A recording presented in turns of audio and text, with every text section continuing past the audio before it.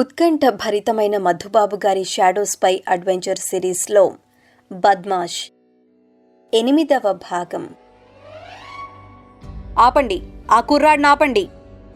ఖంగుమంటున్న కంఠంతో బిగ్గరగా అరిచాడు ఒక పెద్ద మనిషి. దూరంగా నిలబడి వింత చూస్తున్న ఆ ఏరియా కుర్రాళ్లలో చలనం వచ్చింది. ఒక్కసారిగా ముందుకు దూకి టాక్సీకి అడ్డంగా నిలబడ్డారు వారందరూ. అనవసరంగా వాళ్లతో గొడవ పడటం షాడోకి ఇష్టం లేదు. కాని పరిస్థితులు అతని చేతులు దాటిపోయేట్లు కనిపించటం మొదలుపెట్టాయి. కుర్రాళ్లందరూ టాక్సీకి అడ్డు రావటాన్ని గమనించగానే అతను ఎంత ఆపినా ఆగకుండా క్రిందికి దూకేసింది జూజీ. మొట్టికాయలు పడతాయని తెలిసి ఉండి కూడా తల్లితో పాటు క్రిందకు దూకి గైమని అరవటం ప్రారంభించింది పెడ్రో. వాటికంటే వేగంగా పరిగెత్తుకొచ్చింది ఇంటి ముందు నిలబడి ఉన్న మాయ. చీర కుచ్చిళ్లను బొడ్లో దోపుకొని ఒక చెత్తగుట్ట మీద కనిపించిన వెదురుగడను అందుకుంది. నా ఇంటికి వచ్చిన అతిథిని ఆపేటంతటి మొనగాళ్లైనారా మీరు? మీ చుంచుముఖాల్ని పగలగొట్టి సున్నపు బొట్లు పెట్టకపోతే నా పేరు మార్చుకుంటాను. దమ్మున్న మగవాడెవరో టాక్సీ మీద చెయ్యి వేయండి అంటూ ఆ వెదురుగడను గాలిలోకి ఎత్తింది. బిత్తరపోయి వెనక్కు తగ్గారు కుర్రాళ్లందరూ. పెద్ద పులిలా టాక్సీ ముందుకు వచ్చిన జూజీని చూసేసరికి వారి కాళ్లు సగం చల్లబడ్డాయి. ఇంకో పెద్ద పులిలా ప్రత్యక్షమైన మాయను గమనించేసరికి వారి ధైర్యం పూర్తిగా దిగజారిపోయింది. తలలు వంచుకుని టాక్సీకి దారి ఇచ్చారు. టాక్సీ ఆ ఏరియాను దాటి మాయమైపోయేదాకా పైకెత్తిన కర్రను ఎత్తినట్లే ఉంచి శిలా విగ్రహంలా నిలబడిపోయింది మాయ. ఆ తర్వాత గాఢంగా నిట్టూర్చి తల వంచుకుని తన ఇంట్లోకి వెళ్ళిపోయింది. సూర్యుడు పడమటి కొండల్లోకి పోయి మాయమవుతున్న సమయంలో మరోసారి అన్వర్ హుస్సేన్ బంగ్లా దగ్గరికి పోయాడు షాడో. ఈసారి పెడ్రోకి ముందుగానే స్ట్రిక్ట్ వార్నింగ్లిచ్చి తీసుకురావటం వల్ల బుద్ధిగా వచ్చి అతని పాదాల మధ్య కూర్చున్నదది. మట్టి రోడ్డు మీద ఉన్న చెట్టు వెనుక నిలబడి మామిడి తోపు మీదే తన దృష్టిని కేంద్రీకరించాడు షాడో. మరో 10 నిమిషాల తరువాత ఉన్నట్లుండి తోటలో నుంచి బయటకు వచ్చాయి గుర్రాలు. ఆ రోజు మరింత అందంగా అలంకరించుకుంది మొదటి గుర్రం మీద ఉన్న నజీమా. ఆమె సొగసును గమనించి మెచ్చుకోకుండా ఉండలేకపోయాడు షాడో. తన ప్రక్కనే వస్తున్న మహమ్మద్ అలీతో నవ్వుతూ ఏదో అన్నది నజీమా. కళ్ళాలను అదిలించి గుర్రాన్ని అతివేగంగా పరుగులు తీయించింది పచ్చిక మైదానంలోకి. మరో 2 నిమిషాలు వెయిట్ చేశాడు షాడో. మెల్లిగా వెనక్కు తిరిగి జూజీ తలను ఆ గుర్రాల వైపు తిప్పాడు. పెద్ద పెద్ద కనులను మరింత పెద్దవి చేసి పట్టి చూసిందా సమురాయ్ హంటింగ్ డాగ్. అటాక్ జూజీ, అటాక్! ఖంగుమంటున్న కంఠంతో ఆర్డర్ ఇచ్చాడు షాడో. ఆర్డర్ అతని పెదవుల్ని దాటి బయటకు వచ్చిన మరుక్షణం వింటి నుంచి వెలువడిన బాణంలా ముందుకు దూకింది జూజీ. కళ్ళాలను లూజ్గా పట్టుకుని స్టైల్గా కూర్చొని ఉన్నాడు మహమ్మద్ అలీ. పెద్ద పులిలా దాట్లు కొడుతూ వస్తున్న జూజీని గమనించగానే అదిరిపడి బెల్ట్లో దోపుకున్న కంచీని బయటకు తీయబోయాడు. ఉరుములాంటి కంఠంతో గుండెలు జలధరించేలా అరిచి అతని గుర్రం మీదికి ఎగిరింది జూజీ. వికృతంగా సకిలిస్తూ ముందు కాళ్లను గాలిలోకెత్తిందా గుర్రం. అదలా చేస్తుందని అనుకోని మహమ్మద్ అలీ తల్లక్రిందులుగా పల్టీ కొట్టి వెల్లకిలా పడ్డాడు పచ్చిక మైదానంలో. అతను క్రింద పడిపోవటంతో అతని గుర్రానికి మరింత కంగారు పుట్టింది. గిరుక్కున వెనుతిరిగి సూటిగా మామిడి తోపు వైపు పరిగెత్తిందది. ఆ పైన దాన్ని అటాక్ చేయలేదు జూజీ. వెంటనే వెనుతిరిగి నజీమా ఎక్కి ఉన్న గుర్రం మీదికి దుమికింది. క్రింద పడిపోయిన మహమ్మద్ అలీకి హెల్ప్ చేద్దామనే ఉద్దేశంతో తన గుర్రం మీద నుంచి క్రిందికి దిగబోతున్నది నజీమా. భూతంలా వచ్చిపడిన జూజీని చూసి అదిరిపడి పరుగు ప్రారంభించింది ఆమె గుర్రం. దాని మెడను గట్టిగా కౌగలించుకుని వెర్రిగా అరిచింది నజీమా. దాన్ని ఆపాలని విపరీతమైన ప్రయత్నం చేసింది. ఆమె ప్రయత్నం చేసిన కొద్దీ గుర్రానికి భయం ఎక్కువైపోయింది. 4 కాళ్ల మీద గ్యాలప్ చేస్తూ పచ్చిక మైదానం చివరి భాగంలో ఉన్న ముళ్ల పొదల వైపు పరిగెత్తిందది. నడుముల్ని నొక్కుకుంటూ లేచి నిలబడ్డాడు మైదానం మధ్యలో వెల్లకిలా పడిన మహమ్మద్ అలీ. వెంటనే తన పాదాల మధ్య కూర్చొని తోకను ఊపుతున్న పెడ్రోని అతని వైపు నెట్టాడు షాడో. ఫుట్బాల్ దొర్లినట్లు గొనుగునా పరిగెత్తుకుపోయింది పెడ్రో. తన చిన్ని కోరలు బయటికి కనబడేలా నోరు తెరిచి మహమ్మద్ అలీ మీద కలబడింది. అంతవరకే చూడగలిగాడు షాడో. ఈ లోపల మహమ్మద్ అలీ గుర్రం మామిడి తోపులోకి పోతూ ఉండటాన్ని గమనించి 2 అంగల్లో పోయి దాన్ని అడ్డగించాడు. మృదువైన మాటలతో దాన్ని బుజ్జగించి ఒక్క గంతులో పైకెగిరి జీను మీద కూర్చున్నాడు. భయం తీరిన గుర్రం మరోసారి వెనక్కు తిరిగి మైదానంలోకి పరుగు తీసింది. మైదానం మధ్య భాగానికి 100 గజాల దూరంలో నిలబడి ఉంది Joji. Get back Joji, go to the mango trees. గుర్రపు వేగాన్ని తగ్గించకుండా ముందుకు వంగి లో గొంతుకతో కమాండ్ చేశాడు షాడో. అతని కమాండ్ని అక్షరాల ఆచరణలో పెట్టింది జూజీ. వేగంగా మామిడి తోపును సమీపించి ఒక చెట్టు చాటున కూర్చుంది. పెడ్రో నెత్తి పగలగొడదామన్నంత కక్షతో ఉడికిపోతున్నాడు మైదానం మధ్యలో ఉన్న మహమ్మద్ అలీ. అందినట్లే అంది అవతలికి జంప్ చేస్తోంది అది. వీలు దొరికినప్పుడల్లా అతని చేతుల్ని కాళ్లను పట్టి అంటపీకి వదులుతోంది. తన తల్లి మామిడి తోపులోకి పోవటాన్ని గమనించగానే ఉన్నట్లుండి అటాక్ని విరమించుకుని శరవేగంతో అటువైపు పరుగు తీసిందది. తల్లి ముందు ముడుచుకు కూర్చుని మైదానం చివరి భాగంలోకి పోయిన షాడో వైపు చూడటం మొదలుపెట్టింది. నజీమా గుర్రం ముళ్ల పొదలను సమీపించబోతున్న ఆఖరి క్షణంలో తన గుర్రాన్ని దాట్లు కొట్టిస్తూ ఆమెను సమీపించాడు షాడో. ముళ్ల పొదల్లో పడి చిత్రహింసలు అనుభవించాల్సి వస్తుందేమో అన్న భయంతో కళ్లను గట్టిగా మూసుకుని ఉన్న నజీమా తన అశ్వపు వేగం ఒక్కసారిగా మందగించటంతో కనులు తెరిచి ఆశ్చర్యంగా చూసింది. తన అశ్వపు కళ్ళాలను గట్టిగా పట్టుకుని ఉన్నాడు Shadow. Are you alright madam? మీకు దెబ్బలేమీ తగల్లేదు కదా? ఆందోళన నిండిన కంఠంతో అడిగాడు ఆమె తన వైపు చూడగానే. పాలిపోయి ఉన్న నజీమా ముఖంలో తళుక్కున మెరిసింది ఒక చిరునవ్వు.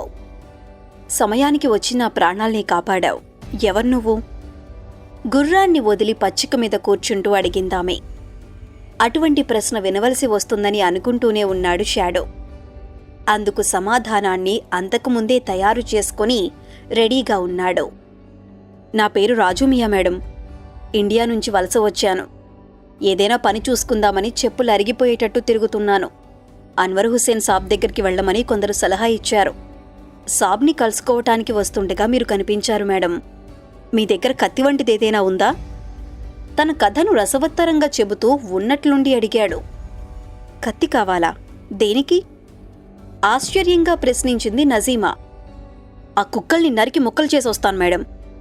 దారిన పోయి నాలాంటి బద్మాష్ల వెంట పడితే పర్వాలేదు. మీ వంటి వారి వెంటపడటం ప్రారంభిస్తే ఎలా? మీకేదైనా అయితే మాలాంటి వాళ్ల నోళ్లలో మట్టిగడ్డలు పడవు? లేని కోపాన్ని బలవంతంగా తెచ్చుకొని ఉడికిపోతూ అన్నాడు షాడో. టైట్గా ఉన్న అతని షర్ట్లో నుంచి కొట్టొచ్చినట్లు కనిపిస్తున్న దృఢ శరీరాన్ని కను చివరల నుంచి చూస్తూ చిరునవ్వు నవ్వింది నజీమా. ఏం పని చేస్తావు రాజుమియా నువ్వు? అని అడిగింది 2 క్షణాలు ఆలోచించి. తన పాచిక పారిందని వెంటనే గ్రహించాడు షాడో. తన వీపును తనే చరుచుకొని తనను తనే అభినందించుకున్నాడు మనసులో. ఆ పని ఈ పని అని లేదు మేడం. ఏ పని చెప్పినా చేసేస్తాను. కార్లు డ్రైవ్ చేస్తాను, బోట్లను నడుపుతాను, గొర్రెల్ని కాస్తాను, గొడ్లను మేపుతాను, ఆఖరికి ఎవరికైనా బాడీగార్డ్గా ఉండమన్నా ఉంటాను అన్నాడు గుక్క తిప్పుకోకుండా. వీణ మీటినట్లు ఇంకోసారి మృదుమధురంగా నవ్వి లేచి నిలబడింది నజీమా. తన గుర్రం వైపు అడుగులు వేస్తూ కళ్ళు తిరిగాయి కాబోలో. మళ్లీ నేల మీద చతికిలపడింది. అయ్యయ్యో, ఏమిటిది మేడం? ఏమైంది మీకు? ఆందోళనతో కంపించిపోతూ ఒక్క గంతులో ఆమెను సమీపించాడు షాడో. ఆమె భుజాల్ని పట్టుకుని హెల్ప్ చేయబోతూ కరెంట్ షాక్ కొట్టినట్లు చేతుల్ని వెనక్కు లాక్కున్నాడు. చెయ్యి అందివు రాజు, కాస్త గుర్రం దగ్గరికి నన్ను నడిపించు. అర్ధనిమీలిత నేత్రాలతో అతని ముఖంలోకి చూస్తూ అన్నది నజీమా. అయ్యయ్యో, అలాంటి మాటలు అనకండి మేడం. నా మొరటు చేతులు పడితే మీ సుకుమార శరీరం కందిపోతుంది. అసలు మీరు నిలబడిన చోటును కూడా తాకే అర్హత నాకు లేదు. ఎలాగోలా మీరే లేచి నిలబడండి మేడం అంటూ గబగబా పోయి ఆమె గుర్రాన్ని పట్టుకుని ముందుకు లాక్కు వచ్చాడు షాడో. సాలోచనగా అతని ముఖంలోకి చూసి తల ఊపుతూ లేచి నిలబడింది నజీమా. రేపు ఉదయం 10 గంటలకల్లా బంగ్లా దగ్గరికి రారాజు. ఏదో ఒక పని తప్పకుండా ఇప్పిస్తాను అంటూ ఒక్కసారిగా తన అశ్వాన్ని అధిరోహించి వేగంగా మామిడి తోటవైపు పరుగులు తీయించింది. ఆమె పచ్చిక మైదానాన్ని క్రాస్ చేసి మామిడి తోటలోకి పోయేదాకా ఆగి మెల్లిగా మహమ్మద్ అలీ గుర్రాన్ని ముందుకు కదిలించాడు షాడో. 100 గజాల దూరం కూడా పోకముందే అతనికి ఎదురయ్యాడు మహమ్మద్ అలీ. ఎదురవుతూనే పిడికిలి బిగించి బలంగా గుద్దాడు అతని ముఖం మీద. చచ్చిపోయాను బాబోయ్ అని అరిచి చేతులతో ముఖాన్ని కప్పుకుంటూ వెల్లకిలా పడిపోయాడు షాడో. బకాసురుడి మాదిరి అతన్ని సమీపించి గుండెల మీద కాలు వేసి గట్టిగా అదిమాడు మహమ్మద్ అలీ. రేయ్, నువ్వు మళ్ళీ ఈ పరిసరాల్లో కనిపించడం జరిగితే మక్కెలు విరగదీసి మామిడి చెట్లకు వ్రేలాడదీస్తాను. ఇంకోసారి నజీమా మేడం వైపు చూసినా, ఆమెతో మాట్లాడటానికి ప్రయత్నించినా నీ ప్రాణాలు తీసేస్తాను, జాగ్రత్త అని హెచ్చరించి ఒక్క గంతులో అశ్వాన్ని అధిరోహించాడతను. ఆ గుర్రం పిక్కల మీద లాగిపెట్టి తందామా వద్దా అన్న ఆలోచనలో పడ్డాడు షాడో. అతని ఆలోచనలు పూర్తి కాకముందే తోటలోకి పోయి మాయమైపోయిందది. బట్టలకు అంటిన మట్టిని దులుపుకుంటూ లేచి వెంటనే మట్టి రోడ్డు మీదికి వచ్చాడు షాడో. అటూ ఇటూ చూసి చిన్నగా విజిల్ వేశాడు. అందుకోసమే ఓపికగా ఎదురుచూస్తోంది జూజీ. విజిల్ శబ్దాన్ని వినగానే పరుగు పరుగున వచ్చి అతని ముందు నిలబడింది. వెల్డన్ జూజీ డార్లింగ్, మన పథకం బ్రహ్మాండంగా పారింది. నజీమా బేబీ మన కథను నమ్మింది. రేపు ఉదయం నుంచి మన పని ఫుల్ స్వింగ్లో పడుతుంది అంటూ దాని తల నిమిరి మెచ్చుకున్నాడు షాడో. అతను తల్లినలా మెచ్చుకోవటాన్ని చూసి ఉక్రోషం పట్టలేక క్రిందపడి పొర్లిగింతలు పెట్టడం మొదలుపెట్టింది వెనుకగా పరిగెత్తుకు వచ్చిన పెడ్రో. తన మతిమరుపుతనానికి తనను తనే నిందించుకుంటూ దాన్ని కూడా తలనిమిరి మెచ్చుకున్నాడు షాడో. రాజు మియా అంటే నువ్వేనా? ఉరుములాంటి కంఠంతో రాచఠీవిని ఒలకబోస్తూ ప్రశ్నించాడు అన్వర్ హుస్సేన్. 10 గంటలయ్యేసరికి పంక్చువల్గా అతని బంగ్లా ముందు ప్రత్యక్షమైన షాడో వెంటనే చేతులు కట్టుకుని వినయంగా తల ఊపాడు. ఆల్రైట్ రాజు మియా, నీ గురించి నజీమా నాకు చెప్పింది. ఇంకా కొద్దిసేపటిలో ఆమె ఇక్కడికి వస్తుంది. నువ్వు మొదటి అంతస్తులోకి పోయి వెయిట్ చేయి. బయట రెడీగా నిలబడి ఉన్న రోల్స్ రాయిస్ కారెక్కి ఎక్కడికో వెళ్లిపోయాడు అన్వర్ హుస్సేన్.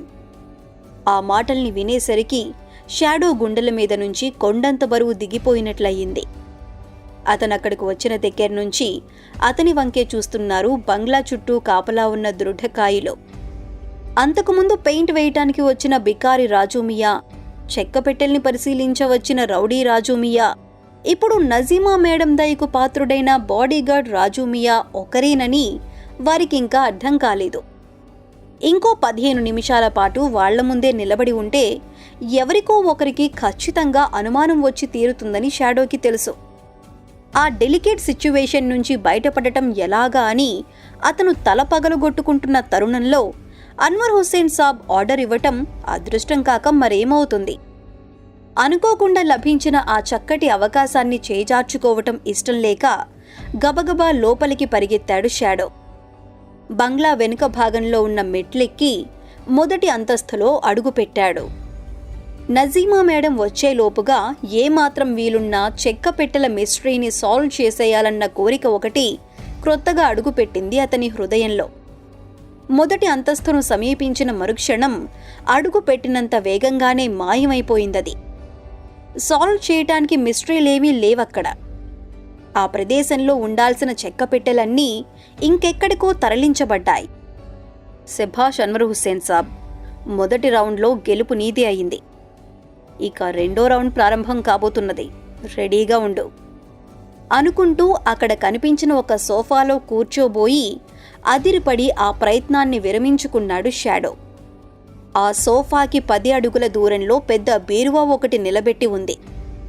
దాని ప్రక్కన నిలబడి అతని వంకే కోరగా చూస్తున్నాడు మహమ్మద్ అలీ.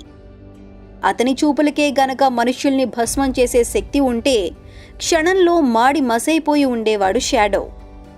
ఈ ప్రదేశాల్లో కనిపిస్తే నీ చర్మం ఒలిచేస్తానని నిన్న చెప్పాను, అయినా వినిపించుకోకుండా వచ్చావు కదూ. ఒక్కొక్క మాటను వత్తి వత్తి పలుకుతూ ఘటోత్కచుడి మాదిరి ముందుకు వచ్చాడు మహమ్మద్ అలీ. అతని కనులలో ప్రతిఫలిస్తున్న ఈర్ష్య, అసూయలను గమనించి శరవేగంతో ఆలోచించటం ప్రారంభించాడు షాడో. తన దుమ్ము దులపకుండా వెనక్కి తిరిగేటట్లు కనిపించటం లేదతను. అతనితో ఫైటింగ్ ప్రారంభిస్తే నజీమా ఏ విధంగా రియాక్ట్ అవుతుందో తెలీదు.